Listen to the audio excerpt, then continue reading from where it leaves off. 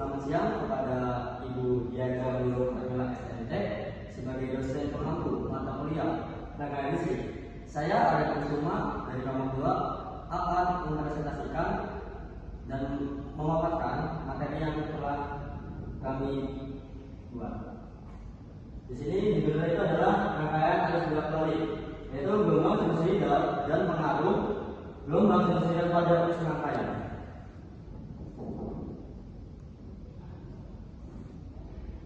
Sekarang saya akan masuk ke belakang, yaitu arus bolak-balik atau AC yang bisa dikenal juga alternatif current, di mana merupakan dasar penting dalam sistem kelistrikan yang banyak digunakan di rumah, tangga, maupun industri. Pemahaman mengenai bentuk gelombang sinusoidal serta pengaruhnya terhadap komponen seperti resistor, induktor, dan juga kapasitor sangat diperlukan dalam dunia teknik. Hal ini sangat penting bagi siswa vokasional agar mampu menganalisis dan menerapkan konsep rangkaian AC secara tepat di lapangan. Dan selanjutnya masuk pembahasan, yaitu yang pertama yang masalah. Yang pertama itu ada apa yang dimaksud dengan gelombang arus balik gelombang sinusoidal. Dan yang kedua itu ada bagaimana cara menganalisis rangkaian AC dalam resistor, induktor, dan juga kapasitor. Dan yang ketiga itu ada apa pengaruh gelombang sinusoidal terhadap arus dan tegangan dalam rangkaian AC. Dan di sini juga terdapat tujuan. Yang pertama itu dapat memahami konsep dasar arus bolak-balik AC sinusoidal dan juga menganalisis rangkaian AC yang menggunakan komponen R, L, dan C.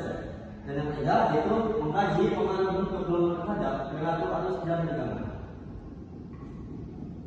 Dan di sini juga ada pengertian arus bolak-balik, di mana pengertiannya itu adalah arus bolak-balik dengan gelombang sinusoidal adalah bentuk arus listrik yang arah dan besarnya diubah secara periode mengikuti pola gelombang sinus.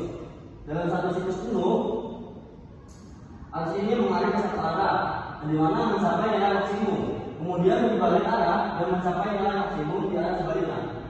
Proses ini berulang secara terus-menerus. Dan juga terdapat nilai efektif atau RMS. Nilai efektif atau RMS, Joule mean square, itu adalah ukuran arus atau tegangan bolak-balik yang ekuivalen secara termal dengan arus atau tegangan searah DC. Nilai ini menunjukkan besaran arus atau tegangan yang dapat menghasilkan panas yang sama seperti pada sistem DC, sehingga sangat penting dalam perhitungan daya dan ukuran kelistrikan sehari-hari. Dalam gelombang sinusoidal, nilai efektif lebih kecil dari nilai maksimum, dan juga umumnya ditunjukkan oleh alat ukur seperti voltmeter dan juga ampermeter. Di sini juga terdapat tegangan dan arus sinusoidal. Pada rangkaian arus bolak-balik, tegangan dan arus berbentuk gelombang sinusoidal yang berubah terhadap waktu. Hubungan fase antara tegangan dan arus tergantung pada komponen. Pada resistor, arus dan tegangan sefase.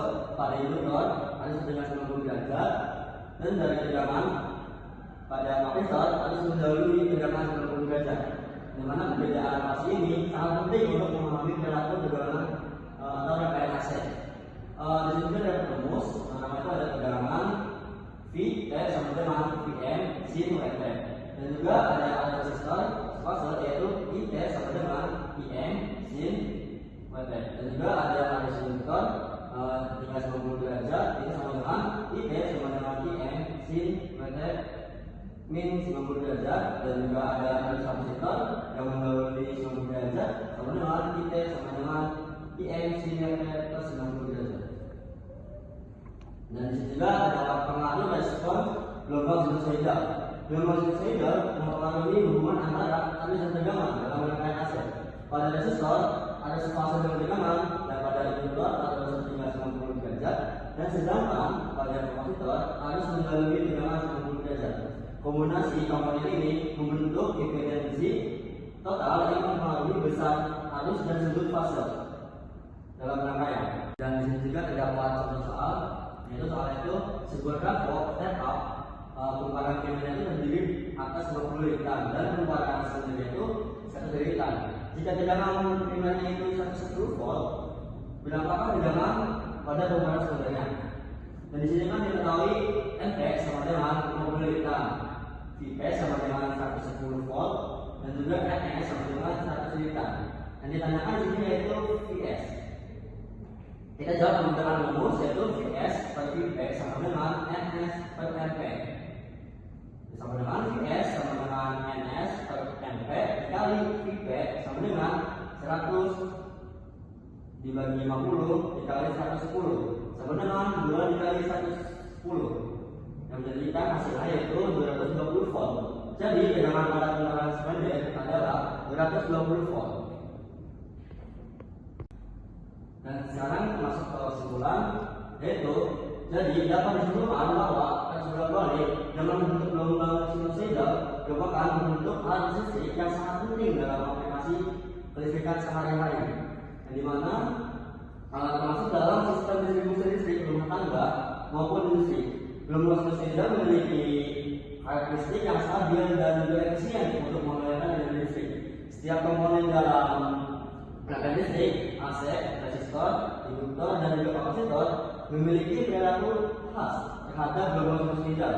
Seperti resistor memiliki aliran tegangan fase, induktor menyebabkan aliran vertikal 90 derajat, dan juga terhadap tegangan. Dan sedangkan kapasitor membuat arus mendahului tegangan 90 derajat.